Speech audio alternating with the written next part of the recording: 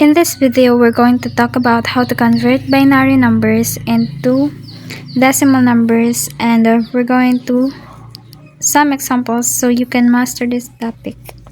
Let's start with this example 1010. How can we convert this particular binary number, which is a base 2 system? The digits can only be 0 or 1. How can we convert it into a decimal number? Now, the first value is 2 to the 0 power, and the second one is going to be this number times 2 to the first power, and the third value going from right to left is 0 times 2 squared, and this one is going to be 1 times 2 to the third power.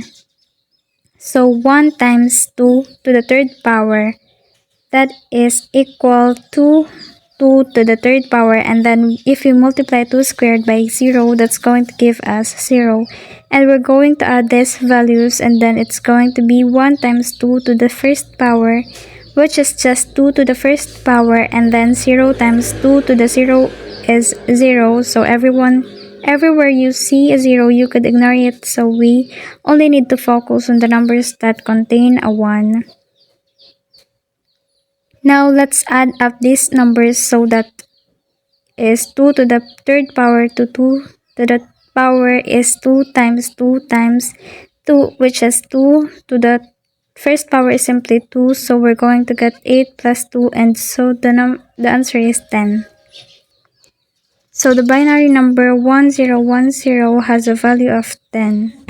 Now let's proceed to convert a decimal number into a binary number. So let's go ahead and begin. So how can we convert 75 into a binary number? It helps to be familiar with the powers of 2 to the 0 power is 1, 2 to the first power is 2, to the second power is 4, to the third power is 8, 2 to the fourth power is 16, 2 to the fifth power is 32, 2 to the sixth power is 64, 2 to the 7th power is 128. Now we don't need to go further because 128 exceeds 75. So the highest number, that is the highest base, two number that is less than 75 is 64. So we're going to start with 64 now. In this video, I'm going to show you two ways to convert a decimal number into a binary number.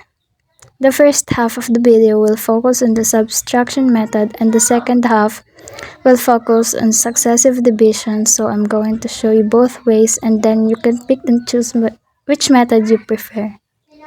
Now once you have your first number, which is 64 in this case, let's subtract 75 by 64, and so that will give us 11. Now the highest number that's under 11 is 8. 16 exceeds 11, so we can't use that. So let's put a here, and then let's subtract 11 by 8. 11 minus 8 is 3. And so the next highest number just under 3 is 2. And so let's put a 2 here, and then 3 minus 2 is 1. And so the next highest number is a 1, and we could stop here. Because if you add these numbers, 64 plus 8, that's 72. 72 plus 2 is 74. 74 plus 1 is 75. These four numbers add up to 75.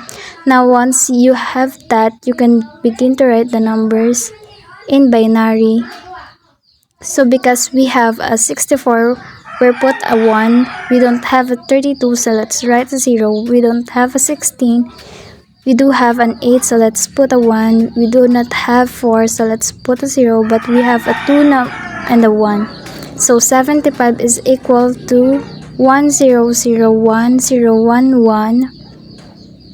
And so that's one simple way in which you can convert a decimal number into a binary number. Second method involves successive division. And so let's go over the examples that we did using the second method. So this allows us to confirm our answer. So in the first example, we said that 75 is equal to the binary number 1001,011. Let's confirm that using successive division. So here's what we need to do. Start with 75 and divided by 2. 75 divided by 2 is 37.5, so that means is that it's 37 remainder 1.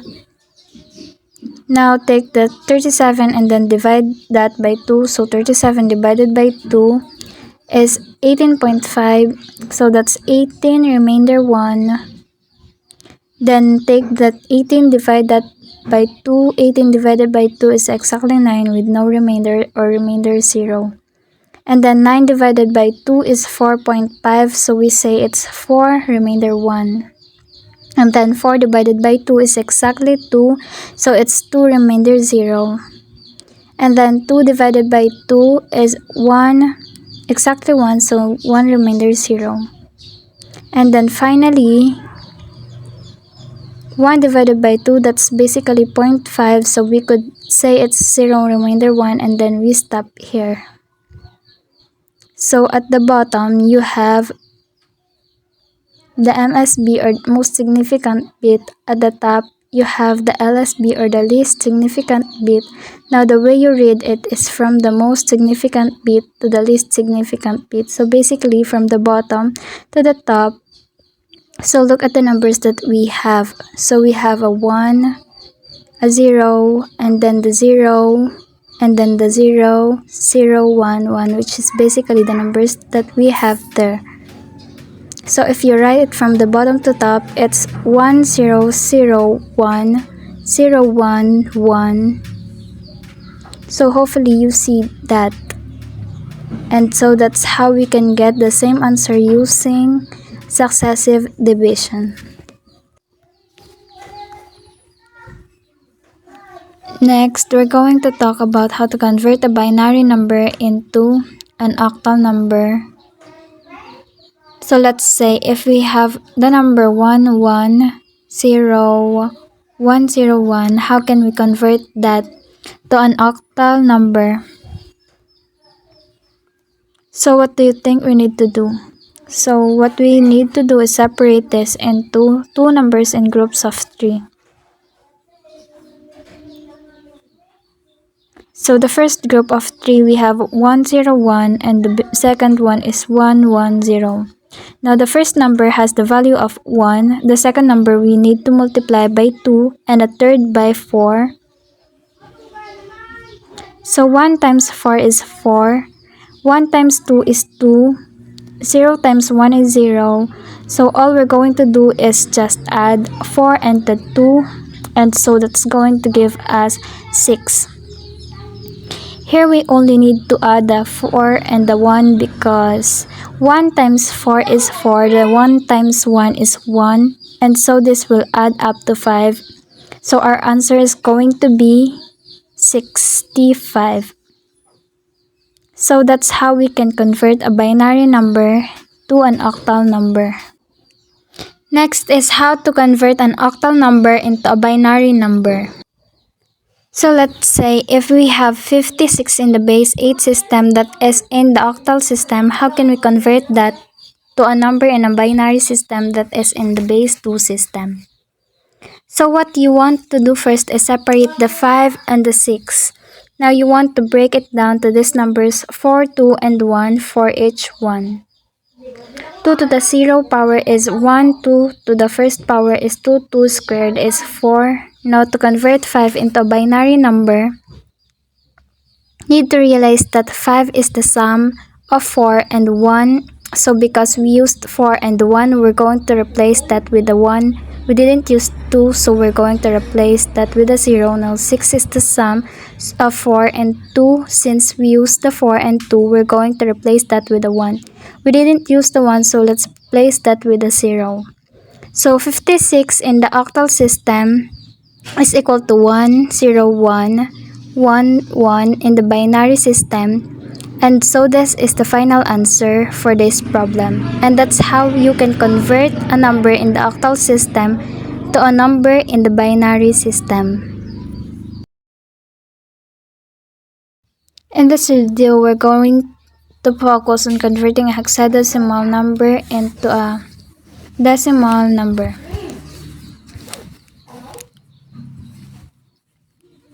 The decimal number system is a base 10 system, and the hexadecimal number is a base 16 number. Hex EV represents 6 decimal is 10, so 6 plus 10 is 16. But how can we convert the hexadecimal number into a decimal number? Before we can do that, we need to know the relationship between decimal numbers and hexadecimal numbers. Decimal value of 0 corresponds to 0 in the hexadecimal system, 1 corresponds to 1, 2 corresponds to 2, and so forth, all the way to 9. So 7 corresponds to 7, 8 corresponds to 8. Now, once you get to 10 in the decimal system, that's in a hexadecimal system, 11 corresponds to B in the hexadecimal system, 12 corresponds to C, 13 corresponds to D, 14 corresponds to E, and 15 corresponds to F. So F is the highest digit in the hexadecimal system. Notice that the highest number that we see here is 15. Now, the hexadecimal system is a base 16 system, and if you include 0, we have a total of 16 numbers, so just keep that line now. Let's work on some examples. So, consider the number 2, 3, E in the hexadecimal system, so we have a subscript of 16 converts a hexadecimal number into a decimal number. So how can we do that? The first letter E, we're going to multiply it by 16 to the 0 power. The second number 3, going from right to left, we're going to multiply that by 16 to the first power. And then the next number 2, we're going to multiply that by 16 to the second power. So we have 2 times 16 squared plus 3 times 16 to the first power, and then plus. Now you need to convert E from a hexadecimal system to decimal system. So based on the chart that we have before, E corresponds to 14. So this is going to be 14 times 16 raised to the 0 power. So now we just get to do some math. 16 squared, that's 16 times 16, so that's 256. 3 times 16, 3 times 10 is 30, 3 times 6 is 18, so 30 plus 18, that's 48. Anything raised to the 0 power is 1, so this really 14 times 1 is 14. Now 2 times 256, that's 512. 48 plus 14, that's going to be 62, and then if we add 512 and 62, that's 574, and so this is the answer in the base 10 system. So that's how we can convert a hexadecimal number in the base 16 system to a decimal number in the base 10 system. Resistors are color-coded with markings or bands that allow you to quickly identify resistance values, and the tolerance using a color chart table will allow you to determine the value of any common for band resistor.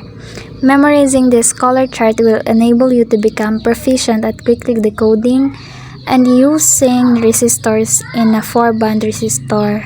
The first 2 bands represent the digits or significant figures. That third band indicates the multiplier, and the fourth band indicate the tolerance. You read resistor bands beginning with the end that has the most bands. A space between the third and fourth bands also indicates the reading direction. The first band is red, so the first digit value is 2.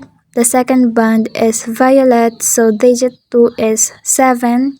The third band is yellow, so we multiply the first 2 numbers by 10 to 4, or 10,000. Thus, the value of this resistor is 270 kiloohms with a tolerance of plus or minus 5%. In this example, the first band is orange, so the first digit is 3. The second band is white, so digit 2 is 9. The third band is silver, so we multiply the first two numbers by 10 to the negative 2 power or 0.1. In this instance, we would take the 39 and move the decimal point 2 places to the left, resulting in a value of 39 ohms. Thus, the value of this resistor is 39 ohms with a tolerance of plus or minus 10%.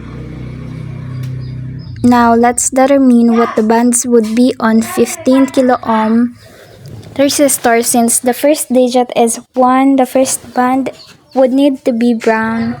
The second digit is 5, so the band color would need to be green. The resistor value is 15,000 ohms, so we need to add 30 ohs to 1530 ohs as a TH00, so we need to have a multiplier of 10 to the 3. Thus, the third band would need to be orange. The last band would need to be silver to indicate that the resistor has a tolerance of plus or minus 10%.